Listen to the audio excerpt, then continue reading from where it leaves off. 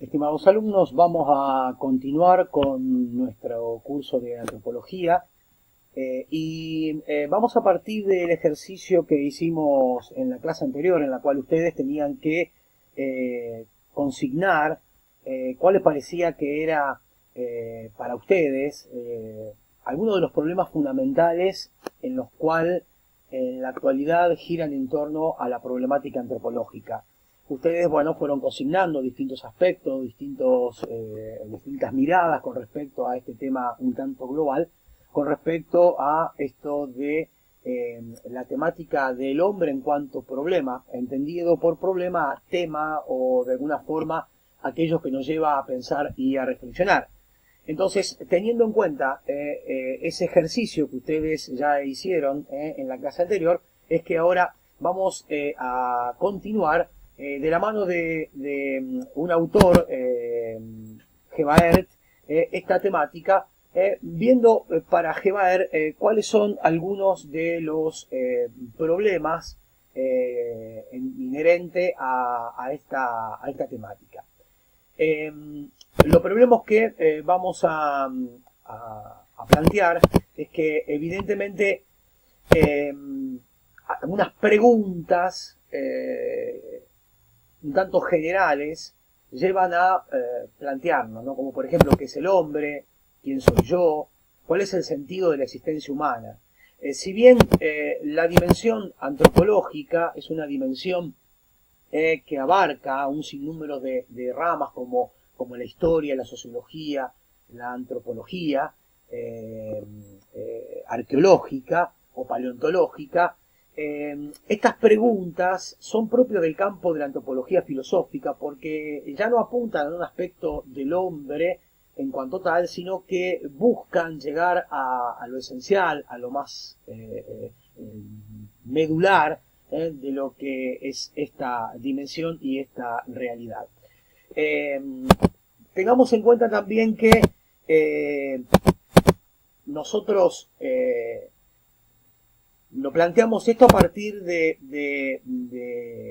que si bien en la actualidad hay un sinnúmero de saberes y de ciencias que permiten hacer referencia a la temática antropológica desde una aparente mayor o mejor estilo de vida, una superación en algunos aspectos de problemáticas vinculadas con la salud, vinculadas con lo que puede llegar a ser también la posibilidad de una vida un poco más confortable. Sin embargo, acontecimientos como fueron el tema de la guerra, sobre todo las guerras del siglo XX y algunas también que en la actualidad se siguen suscitando, lleva a que sigamos preguntándonos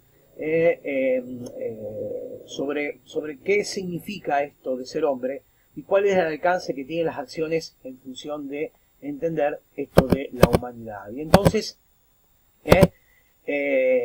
esto nos lleva a estas problemáticas, ¿no? Donde asistimos a una crisis también de identidad, ¿no?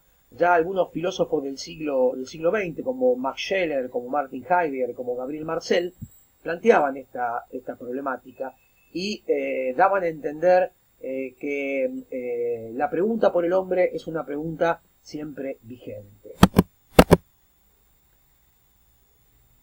Para este autor hay algunos puntos que hacen a que nos centremos en esta temática que podríamos denominar antropológica. Básicamente, ahora voy a hacer referencia a una de ellas, uno de los aspectos que tiene que ver con estas dimensiones en la cual tiene que ver con la condición de vida y las preguntas que hacen en dimensión de la vida, ¿no? Y entonces, bueno, aquello que estábamos mostrando, evidentemente al preguntarnos siempre estamos como exigidos a intentar dar una respuesta. Sabemos que la filosofía nunca da respuestas que sean cerradas, sino que la filosofía se pregunta y al preguntar se ensaya respuestas que generan a su vez más interrogantes, más preguntas. Bien, y entonces algunos de los tópicos que giran en torno a la problemática antropológica para este autor tienen que ver con respecto a lo que podemos entender una mirada positiva, ¿no? del hombre. Esto que lleva en muchos aspectos a admirarnos y a maravillarnos, ¿no?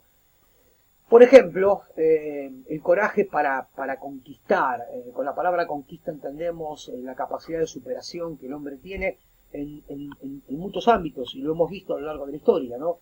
Superar dificultades que han tenido que ver con una búsqueda de derechos, un intento también de poder entender y comprender cómo es que funciona el mundo, pero también mirar al mundo en función de aquello que le puede brindar al hombre para poder vivir mejor, ¿no? Las conquistas las tenemos en varios ámbitos, ¿no? Sobre todo, hoy por hoy podemos hablar de un desarrollo tecnológico que permite también tener herramientas para poder llegar muy lejos, ¿no? En el mundo espacial, en el mundo de la medicina, en el mundo de la fisicoquímica, en el mundo de lo que es la estructura interna de la realidad misma, ¿no? Con todo lo que es la física cuántica y lo que es también la física nuclear. Otro punto fundamental es el hombre como un genio artístico, ¿no? En el sentido que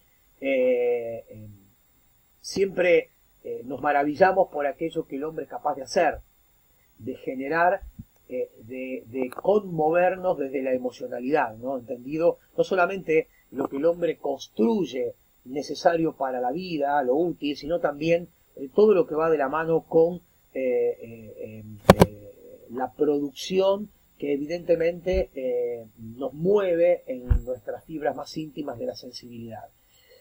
Hay algo también que es propio y que nos deja fundamentalmente con la boca abierta, es el amor, esa capacidad que el hombre tiene de entrega, de abrirse, de superar las meras instancias que están resguardadas, por así decirlo, que están exigidas por lo estrictamente biológico, desde las necesidades, sino que el hombre se puede vincular teniendo una relación para con las cosas, pero sobre todo para con aquellos que son como él, de amistad, que básicamente es el amor desinteresado, es la capacidad de poder querer lo otro por lo que lo otro significa, o al otro por lo que al otro significa, independientemente de aquello que puede de alguna forma traernos algún tipo de utilidad. Entonces, por un lado, si bien la capacidad o la posibilidad de conquista que el hombre tiene va de la mano con algún tipo de desarrollo, también es un desafío recuperar la actitud contemplativa en función también de rescatar estos aspectos tan importantes con respecto al hombre. Volviendo a esta dimensión de que el hombre sigue siendo de alguna forma un misterio, es que nos apoyamos en esta imagen de la Capilla Sixtina, la creación, esta obra llevada adelante por Miguel Ángel, donde hay un detalle muy particular, porque si quizás hacemos o nos fijamos específicamente, acercando aquella imagen que está en el techo de la Capilla Sixtina, vamos a ver que el dedo de Dios no toca al hombre, en el sentido que hay una separación. Esto está permitiendo de alguna manera expresar, el autor expresa que el hombre no es una prolongación de Dios, sino que el hombre, si bien surge de Dios, como aquel que lo crea, es una realidad diferente, pero hay una imagen y semejanza para con él. Ese punto es lo que nos permite vislumbrar esa maravillosa grandeza que hace al hombre un ser humano. Es decir, imagen y semejanza de Dios. No es un Dios, pero es aquello que de alguna forma, dentro de lo que es la realidad que nos rodea, es esta maravilla que nos lleva por lo que es capaz de realizar, por lo que es capaz de donar, por lo que es capaz de crear, por lo que es capaz de conquistar, hablar del hombre en esta dimensión de grandeza y misterio, ¿no? Yo dejo como inquietud para que ustedes trabajen, para que después suban al foro de discusión, qué otros aspectos o qué otra mirada ustedes consideran con respecto a la dimensión antropológica como grandeza y como misterio. ¿Qué ejemplos ustedes, cercanos a ustedes, podrían asignar en esta idea de lo que somos nosotros los hombres, vinculado con esto de la dimensión de grandeza y de misterio? Entendiendo por misterio no aquello que está hermético, que está cerrado, que es críptico, sino aquello que siempre nos sorprende. Bueno, en la próxima clase trabajaremos otros dos aspectos que este autor, Gevaert, nos va a mostrar en función de por qué el hombre, en definitiva, se presenta como un gran problema en torno a uno de los temas fundamentales del pensamiento filosófico.